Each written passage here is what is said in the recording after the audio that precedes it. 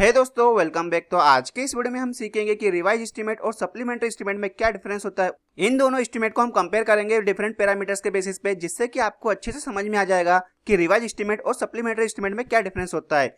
क्योंकि बहुत लोगों को इसमें कंफ्यूजन होता है रिवाइज एस्टीमेट और सप्लीमेंट्री एस्टीमेट के बीच में डिफरेंस निकालने में, क्योंकि वो दोनों एक जैसे दिखाई देते हैं। लेकिन आज इस वीडियो में इन दोनों एस्टीमेट के बीच में हम बेसिक 3 पैरामीटर्स के बीच में डिफरेंस निकालेंगे, जिससे कि आपको अच्छे से समझ में आ जाएगा कि रिवाइज एस्टीमेट कब यूज होता है और वो कैसे होता है, और सप्लीमेंट्री एस्टीमेट कहाँ यूज होता है और वो कैसे प्रिपेयर किया जाता है। ये चीजें आपको इस वीडियो के थ्रू समझ में आ जाएगी। तो सबसे पहले हम देख लेते हैं फर्स्ट पैरामीटर के बेसिस पे। तो जो हमारा फर्स्ट पैरामीटर है वो क्या, कंडीशन वेयर नेसेसरी, यानी जहाँ पे हमें रिवाइज एस्टीमेट और सप्लीमेंट्री एस्टीमेट हमें कहाँ रिक्वायर्ड होता है, पहले हमें वो जानना जरूरी है। तभी हमें पता चलेगा कि हमें कहाँ रिवाइज एस्टीमेट और सप्लीमेंट्री एस्टीमेट रिक्वायर्ड होगा और वो किस टाइप का होगा।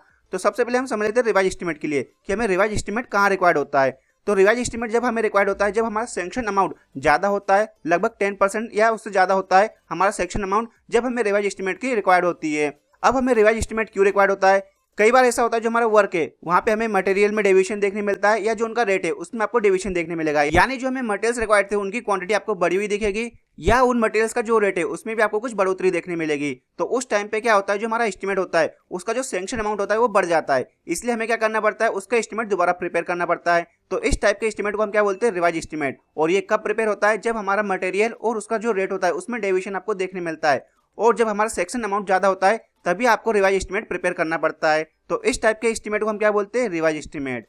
अब हम समझ लेते हैं सप्लीमेंट्री एस्टीमेट हमें कहाँ रिक्वायर्ड होता है। तो सप्लीमेंट्री एस्टीमेट हमें जब रिक्वायर्ड होता है जब कोई हमारा प्रोजेक्ट या वर्क चल रहा हो, उसमें अगर आपको कोई एक्स्ट्रा वर्क करना पड़े या कोई एक्स्ट्रा स्ट्रक्चर आपको अलग से बनाना पड़े उसी प्रोजेक्ट के अंदर, तब हम वहाँ पे क्या करते हैं, हम दोबारा से एस्टीमेट प्रिपेयर करते हैं उस पर्टिकुलर वर्क के लिए। और उस एक्स्ट्रा वर्क के एस्टीमेट को हम क्या करते हैं, जो हमारा पुराना वाला एस्टीमेट था उस प्रोजेक्ट का उसके साथ हम अटैच कर देते हैं। तो उस टाइप के एस्टीमेट को हम क्या बोलते हैं, सप्लीमेंट्री एस्टीमेट बोलते हैं। जो हमारा सप्लीमेंट्री एस्टीमेट होता है उसमें आपको सेक्शन अमाउंट में कोई चेंजेस नहीं देखने मिलेंगे। सप्लीमेंट्री एस्टीमेट में होता क्या है, हमें कुछ एक्स्ट्रा स्ट्रक्चर बनाने पड़ते हैं, हमारे पास कोई एक्स्ट्रा वर्क आ जाता है, तो उसके लिए जो हमें एक्स्ट्रा अमाउंट रिक्वायर्ड होता है उसे हमें अटैच करना पड़ता है हमारे पुराने वाले एस्टीमेट के साथ। इसलिए इस टाइप के एस्टीमेट को हम क्या बोलते हैं, सप्लीमेंट्री एस्टीमेट बोलते हैं। तो इस पैरामीटर के बेसिस पे आपको समझ में आ गया होगा कि रिवाइज एस्टीमेट हमें कहाँ रिक्वायर्ड होता है और सप्लीमेंट्री एस्टीमेट हमें कहाँ रिक्वायर्ड होता है। रिवाइज एस्टीमेट हमें कहाँ रिक्वायर्ड होगा, जहाँ पे आपको मटेरियल और उसके रेट में डेविएशन देखने मिलेगा, और सप्लीमेंट्री एस्टीमेट हमें कहाँ रिक्वायर्ड होगा, जहाँ पे हमारे प्रोजेक्ट में हमें एक्स्ट्रा वर्क करना पड़े या कोई एक्स्ट्रा स्ट्रक्चर बनाना पड़े हमें उसी प्रोजेक्ट के अंदर, जब हमें वहाँ पे सप्लीमेंट्री एस्टीमेट रिक्वायर्ड होगा। अब नेक्स्ट कंपैरिजन देख लेते हैं इन दोनों के बीच में कंपैरेटिव स्टेटमेंट के बेसिस पे। तो फर्स्ट हम समझ लेते हैं रिवाइज एस्टीमेट के लिए। It is accompanied with a comparative statement in abstract form showing the probability variation for quantity, rate and amount against the each item of work involved in the project। इसमें हमें क्या करना पड़ता है, इसमें जो हमारा कंपैरेटिव एस्टीमेट होता है उसे हम अकम्पनी करते हैं एक एब्स्ट्रैक्ट फॉर्म में, जिसमें होता क्या है, इसमें बस इतना ही शो होता है जो हमारी क्वांटिटी है मटेरियल की उसमें आपको वेरिएशन देखने मिला है, या जो उनका रेट है उसमें आपको वेरिएशन देखने मिलता है इस प्रोजेक्ट के अंदर। इसलिए इसमें जो कंपैरेटिव एस्टीमेट होता है उसे हम एब्स्ट्रैक्ट फॉर्म में दिखाते हैं। लेकिन जो हमारा सप्लीमेंट्री एस्टीमेट होता है उसमें हमें इस स्टेटमेंट की कोई रिक्वायरमेंट ही नहीं होती है, क्योंकि इसमें हम जो एस्टीमेट प्रिपेयर करते हैं हम एडिशनल वर्क के लिए करते हैं। इसलिए हमें सप्लीमेंट्री एस्टीमेट में कोई कंपैरेटिव स्टेटमेंट की जरूरत ही नहीं पड़ती है, क्योंकि इसमें जो हम एस्टीमेट प्रिपेयर करते हैं वो किसके लिए करते हैं, हम हमारे एडिशनल वर्क के लिए जो हमारा उसी प्रोजेक्ट के अंदर इंक्लूड होता है।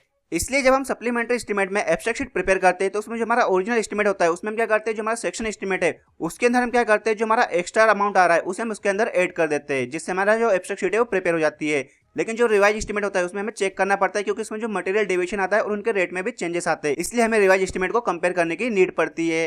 अब सबसे आखिरी और बेसिक पॉइंट हम समझ लेते हैं कि हमें कौन से एस्टीमेट में ड्राइंग की जरूरत पड़ती है।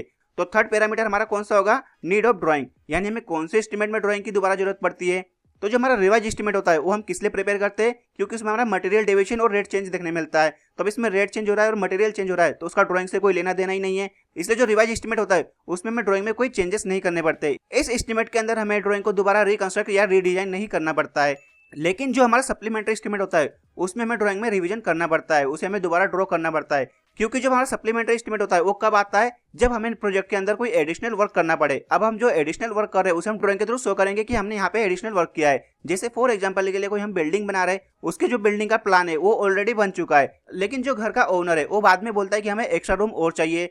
तो अब हम क्या करते हैं, वहाँ पे एक और एक्स्ट्रा रूम बनाते हैं। अब हम जो एक्स्ट्रा रूम बना रहे हैं वो क्या आ गया, हमारा एडिशनल वर्क के अंदर आ गया। अब हमने जो एडिशनल वर्क किया है उस रूम को बनाने के लिए उसे हमें शो भी करना पड़ेगा उस डिजाइन के अंदर कि यहाँ पे हमने उस रूम को बनाया हुआ है। तो इसलिए हमें क्या करना पड़ता है, सप्लीमेंट्री एस्टीमेट के अंदर जो हमें ड्राइंग होती है उसको दोबारा रिकंस्ट्रक्ट करना पड़ता है। इसलिए सप्लीमेंट्री एस्टीमेट के अंदर हमें ड्राइंग में कुछ चेंजेस करने पड़ते हैं। लेकिन रिवाइज एस्टीमेट में ऐसा कुछ नहीं होता है, क्योंकि वो किसकी वजह से होता है, मटेरियल और रेट के डिवीजन की वजह से होता है, उनमें जो वेरिएशन आपको देखने मिलता है। तो इस टाइप से आप किसी भी प्रोजेक्ट का एस्टीमेट देख के समझ सकते हो कि वो रिवाइज एस्टीमेट है या सप्लीमेंट्री एस्टीमेट है। तो आई होप आपको समझ में आ गया होगा कि रिवाइज एस्टीमेट और सप्लीमेंट्री एस्टीमेट के बीच में क्या डिफरेंस होता है। कोई ज़्यादा हार्ड नहीं है, बहुत ज़्यादा ईजी है। मैं आपको एक और बार शॉर्ट में समझा देता हूँ। रिवाइज एस्टीमेट हमें कब रिक्वायर्ड होता है?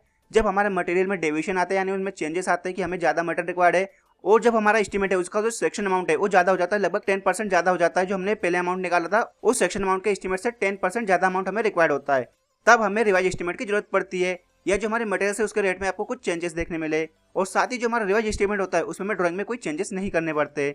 लेकिन जो हमारा सप्लीमेंट्री एस्टीमेट होता है वो हमें कब रिक्वायर्ड होता है? जब हमारा कोई प्रोजेक्ट है उसमें हमें कोई एडिशनल वर्क करना पड़े या कोई हमें एक्स्ट्रा स्ट्रक्चर और अलग से बनाना पड़े उसी प्रोजेक्ट के अंदर, तब हमें क्या करना पड़ता है, उस एक्स्ट्रा प्रोजेक्ट के लिए भी हमें एस्टीमेट प्रिपेयर करना पड़ता है, और उस एस्टीमेट को हम क्या करते हैं, उसी प्रोजेक्ट के एस्टीमेट के अंदर इंक्लूड कर देते हैं, जिससे क्या जो हमारा सेक्शन अमाउंट होता है वो नया मिलता है, और उस टाइप के एस्टीमेट को हम क्या बोलते हैं, सप्लीमेंट्री एस्टीमेट। और इस टाइप के एस्टीमेट में हमें ड्राइंग में चेंजेस करने पड़ते हैं, क्योंकि जो हम प्रोजेक्ट बना रहे हैं उसमें हम अलग से स्ट्रक्चर भी तो बना रहे हैं, और उस स्ट्रक्चर को हमें शो भी करना पड़ेगा, तभी तो हमारा जो अमाउंट है वो सेक्शन होगा।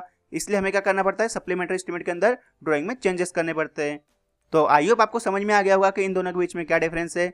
तो आज के इस वीडियो में बस इतना ही। आई होप आपको वीडियो पसंद में आया हो। तो अगर वीडियो आपको अच्छा लगा और वीडियो आपके लिए हेल्पफुल है तो वीडियो को जरूर लाइक करना, साथ ही इस वीडियो को अपने दोस्तों के साथ जरूर शेयर करना, जिससे उनको भी समझ में आ सके कि इन दोनों एस्टीमेट के बीच में क्या डिफरेंस होता है। साथ ही अगर आपका इस वीडियो से रिलेटेड कोई डाउट हो तो आप उसे कमेंट करके पूछ सकते हो, और इसके अलावा अगर आप मेरे चैनल पर नए हो तो चैनल को भी जरूर सब्सक्राइब करना और साथ में बेल का आइकन प्रेस कर देना, जिससे कि आपको आने वाली वीडियोस की नोटिफिकेशन मिल सके। तो मिलते हैं नेक्स्ट वीडियो में, जब तक आप सभी अपना ध्यान रखना। Thank you so much.